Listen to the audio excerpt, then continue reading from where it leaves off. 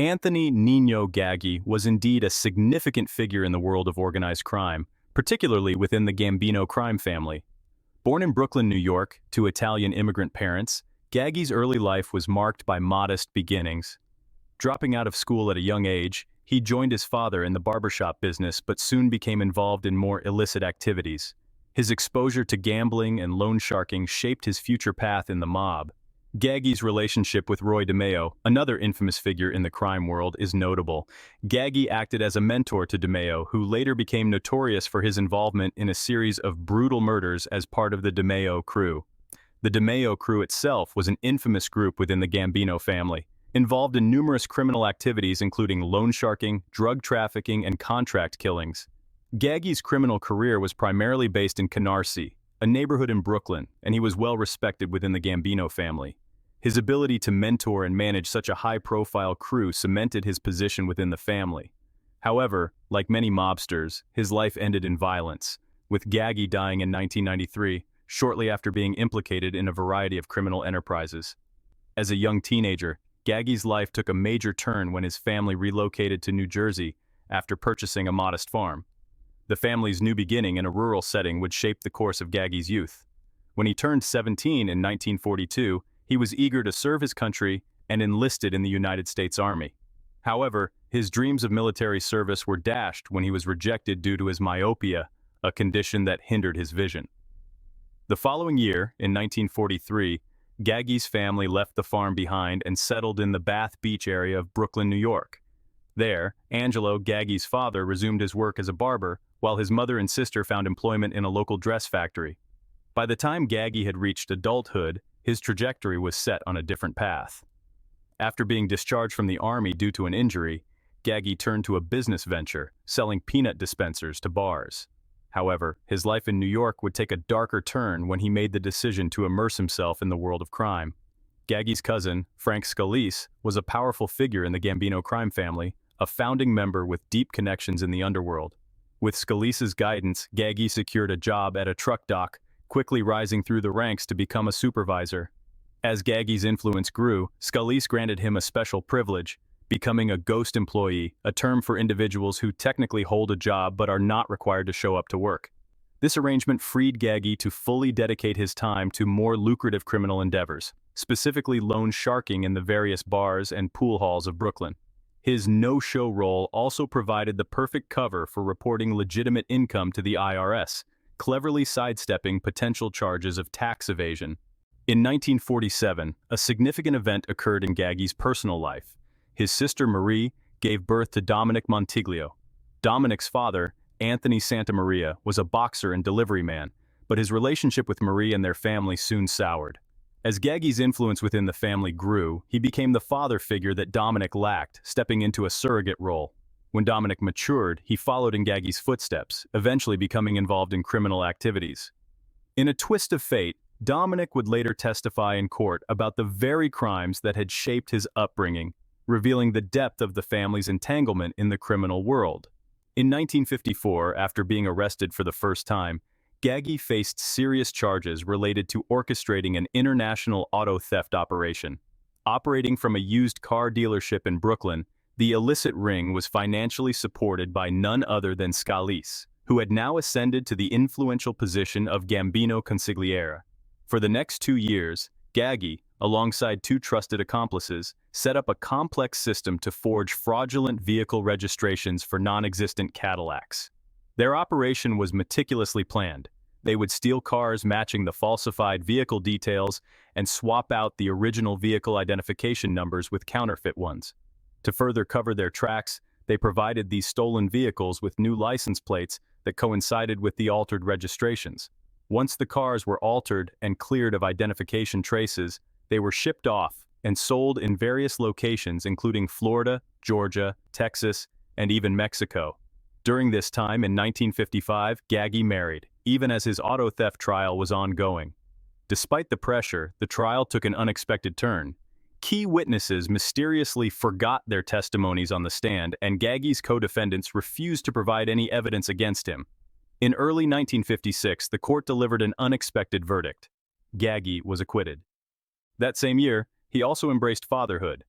and his new family settled into the first floor of the three-story house that had become a symbol of his rising power. However, the following year brought upheaval to the Gambino family.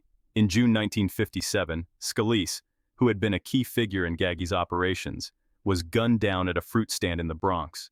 Just a few months later, in October, another shocking event rattled the criminal world. Albert Anastasia, the boss of the Gambino family, was assassinated while sitting in a barber's chair at a Manhattan hotel. In the wake of Anastasia's murder, Gaggi took immediate action, instructing his family to remain low for several days. With the leadership in turmoil, Carlo Gambino, the family's underboss and Gaggi's close confidant, rose to power as the new boss. In a strategic move, Gambino named Agnello Della Croce, a loyalist to Anastasia, as his underboss, and tasked him with overseeing the family's operations in Manhattan. This marked the beginning of a new era for the Gambino crime family, with Gaggi now firmly entrenched in the inner circle. In October 1960, Nino Gaggi carried out his first murder on behalf of the Gambino crime family, marking the start of his ascent in the world of organized crime. He was part of a hit squad tasked with eliminating Vincent Squillante, a mobster suspected of betraying the family by killing a key associate named Scalise.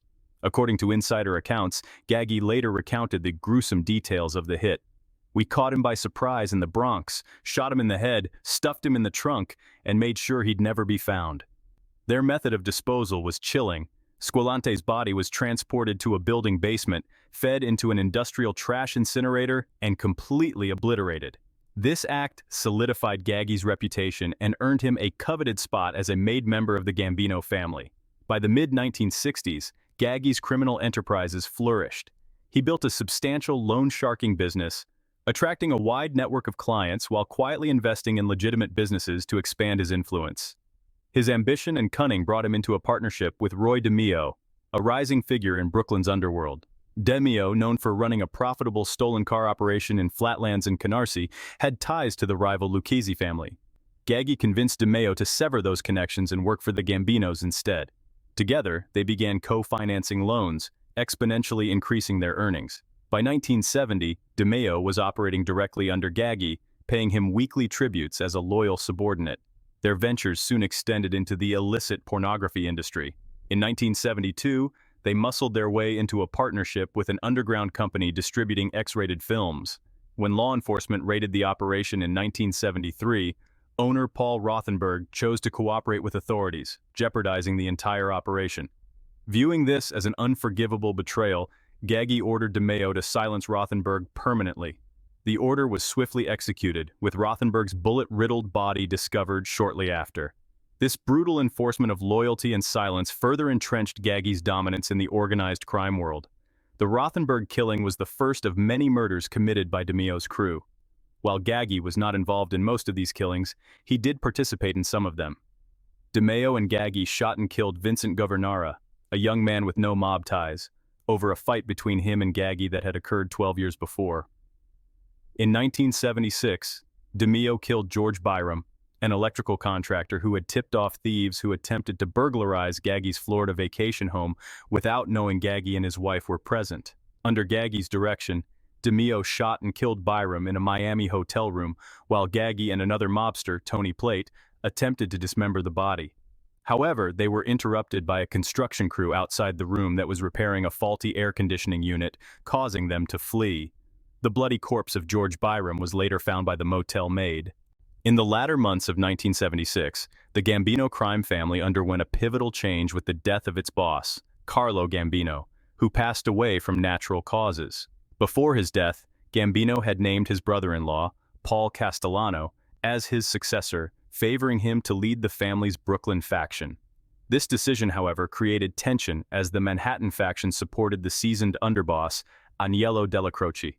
To settle the dispute, a leadership meeting was convened at the home of Nino Gaggi, where a compromise was reached. Castellano would assume the role of boss, while Della Croce would retain his position as underboss. As part of the reorganization, Gaggi was promoted to capo of Castellano's former crew, a position that brought him closer to Castellano and fueled his ambition to one day become underboss himself. Gaggi's influence grew, and he proposed that Roy DeMeo, a rising figure in the family's criminal operations, be officially inducted into the Gambino family. However, Castellano hesitated, viewing DeMeo's violent tendencies as a liability. By the summer of 1977, Castellano finally relented, allowing DeMeo's entry into the family. DeMeo's operations flourished as he forged a powerful alliance between the Gambino family and the Westies, an Irish-American gang that controlled Hell's Kitchen. His illegal ventures funneled substantial profits back to Gaggi, who used the funds to expand his loan-sharking enterprise. Gaggi entrusted Fred Montiglio, a trusted associate, with overseeing collections from their growing clientele. Montiglio's deep involvement with Gaggi's operations, particularly with DeMeo's crew, would later entangle Gaggi in significant legal troubles by the mid-1980s, marking the beginning of his downfall. On June 7, 1978, following a meticulous year-long federal investigation into the suspicious bankruptcy of a New York theater, authorities brought charges against Anthony Gaggi and 9 other individuals. These charges included racketeering, conspiracy, and fraud, marking a major blow to organized crime operations in the city. The case was largely built on evidence gathered from wiretapped conversations. However, Gaggi, ever cautious, managed to avoid saying anything that could directly implicate him. By December of that year, Gaggi was acquitted of all charges, emerging unscathed from the trial, a testament to his calculated and discreet nature. By the following year, his associate Roy DeMeo had expanded his criminal operations, delving deeper into loan sharking, contract killings, and a lucrative auto theft ring. This ring specialized in stealing vehicles and exporting them to the Middle East for profit. Gaggi, as DeMeo's mentor and partner, reaped significant financial benefits from these enterprises. Additionally, the duo profited from large-scale drug trafficking operations, distributing cocaine, marijuana, and various pills, despite the Gambino family's public ban on narcotics. DeMeo's defiance of this prohibition placed the duo under scrutiny within their own ranks. Tensions escalated when Gambino capo James Ippolito accused DeMeo of swindling his son, a Gambino soldier, in a drug deal. Ippolito went further, claiming that Gaggi was working as a police informant, an allegation that could spell death in mob circles. Seeking retribution, Ippolito approached Gambino boss Paul Castellano, requesting permission to eliminate both Gaggi and DeMeo. In a surprising move that defied his own anti-drug policies, Castellano sided with Gaggi and DeMeo. Not only did he dismiss the accusations, but he also granted them permission to kill Ippolito and his son, cementing their loyalty and dominance within the family. On October 1, 1979, the quiet streets were shattered by gunfire as Nino Gaggi and Roy DeMeo ruthlessly executed both Ippolitos in a calculated hit. Their crime, however, did not go unnoticed. An observant witness quickly alerted an off-duty police officer, setting off a chain of events that neither Gaggi nor DeMeo anticipated. The officer, acting on the tip, approached the scene and discovered Gaggi attempting to walk away as if nothing had happened. DeMeo, more cautious, had slipped away in another direction. A dramatic confrontation unfolded when Gaggi opened fire, but the officer responded with precision, wounding Gaggi in the neck and apprehending him. Despite the gravity of his actions, including the murders and an attempted killing of a law enforcement officer, Gaggi's legal fate took an unexpected turn. Initially charged with murder, he managed to evade the full weight of justice and was convicted only of assault, receiving a federal prison sentence of 5 to 15 years. During Gaggi's incarceration, Roy DeMeo stepped up to take control, becoming the acting capo of their criminal crew. By 1981, however, the wheels of justice were once again derailed. Gaggi's conviction was overturned on appeal, revealing a startling twist. He had successfully bribed a juror to fabricate accusations of misconduct against the government during his trial. His release caused ripples within the criminal underworld. During his absence, Anthony "Gaspipe" Montiglio, a member of the crew, had descended into drug addiction and fled New York, fearing retribution from the Gambino family. Meanwhile, law enforcement intensified its efforts to dismantle DeMeo's criminal operations. By 1980, 2 members of DeMeo's auto theft ring were sent to prison, and a third, Vito Arena, turned state's witness. Arena's cooperation proved invaluable as his testimony in 1982 exposed the dark web of crimes committed by both Gaggi and the DeMeo crew. As the investigation closed in, whispers of betrayal spread through the Gambino family. Paul Castellano, the family boss, grew increasingly wary of DeMeo's potential to cooperate with authorities if cornered. This paranoia culminated in a grim conclusion. On January 20, 1983, DeMeo's body was discovered in the trunk of his car, frozen and lifeless. The murder remains shrouded in mystery, but many believe Castellano orchestrated the hit, possibly carried out by Gaggi or loyal remnants of DeMeo's crew. The chilling events left a lasting mark on the annals of organized crime, a stark reminder of the treacherous, cutthroat world these men inhabited. Following the murder of Roy DeMeo, Anthony Montiglio returned to New York to collect an outstanding loan shark debt, but was arrested in the process. Facing potential prosecution, Montiglio chose to cooperate with federal authorities, offering critical insights into the criminal activities of Nino Gaggi and the DeMeo crew. His cooperation proved pivotal, leading to the indictments of Gaggi and mob boss Paul Castellano. By early 1984, several members of the DeMeo crew had been apprehended. Among them was Richard DeMeo, who was murdered on February 4, 1984, under mysterious circumstances. Although the perpetrators were never officially identified, law enforcement suspected the remaining DeMeo crew members were involved. Richard's brother, Frederick DeMeo, also blamed the DeMeo crew for his sibling's death and subsequently turned state's witness. On February 25, 1984, Gaggi faced indictment on multiple racketeering and murder charges. Castellano's indictment followed soon after. Due to the extensive nature of their crimes, the court decided to divide the charges into two separate trials. The first trial focused on an auto theft ring and 5 associated murders and began in October 1985. Key testimonies came from former associates, including Montiglio, Frederick DeMeo, and others. However, the trial was interrupted in December 1985 when Castellano was assassinated outside Sparks Steakhouse in Manhattan, a hit orchestrated by John Gotti, who swiftly seized control of the Gambino crime family. With Castellano dead, Gaggi became the lead defendant in the trial. In March 1986, Gaggi was convicted of conspiracy to sell stolen cars and sentenced to 5 years in Lewisburg Federal Penitentiary. As Gaggi served his sentence, preparations began for his second trial, this time centered on racketeering and the staggering 25 murders linked to the DeMeo crew. In 1988, Gaggi was transferred to the Metropolitan Correctional Center to stand trial, with federal prosecutors determined to hold him accountable for the full scope of his crimes.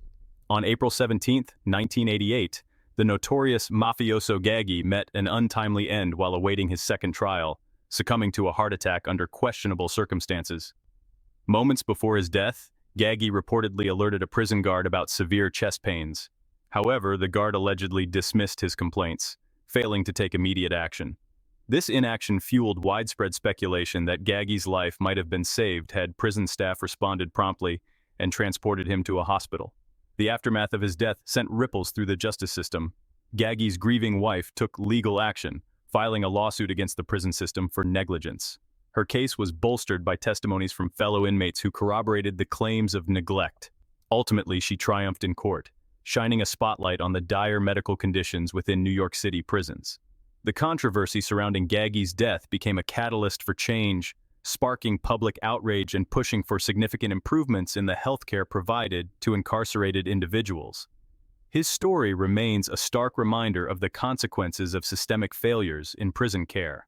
Gaggi was heavily involved in a range of criminal enterprises, including loan sharking, extortion, gambling, and racketeering. His operations were not limited to traditional mob schemes. He also played a significant role in organizing and profiting from large-scale robberies and thefts. Gaggi is perhaps best remembered for mentoring Roy DeMeo, one of the mafia's most feared enforcers. Under Gaggi's guidance, DeMeo established the infamous DeMeo crew, which was involved in over 100 murders, many carried out to protect the Gambino family's interests. This association solidified Gaggi's reputation as a key player in the Gambino family's enforcement and profit-making operations. Despite his violent and often erratic behavior, Gaggi maintained strict adherence to the mafia's code of conduct, including omerta, the vow of silence. This earned him respect and fear within the organization. Gaggi's willingness to use violence to maintain control and protect the Gambino family's operations left an indelible mark on the mafia. His involvement in the DeMeo crew's rise added to his fearsome reputation. While effective in his role, Gaggi's violent tactics and association with DeMeo also brought unwanted attention to the Gambino family. Law enforcement eventually targeted the DeMeo crew, leading to a crackdown on the family's activities. Anthony Gaggi's career exemplified the ruthless nature of the mafia during the 20th century. His actions contributed to the public's perception of the mafia as a cold-blooded and highly organized criminal enterprise. Gaggi's legacy also includes his eventual downfall. In 1988, he was convicted of racketeering and other charges but passed away from a heart attack shortly after his sentencing. His death marked the end of an era but left a lasting impression on the mafia world.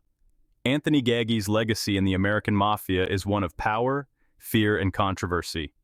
While he was instrumental in maintaining and expanding the Gambino family's influence, his violent methods and the heat he brought to the organization remain cautionary tales within mafia history.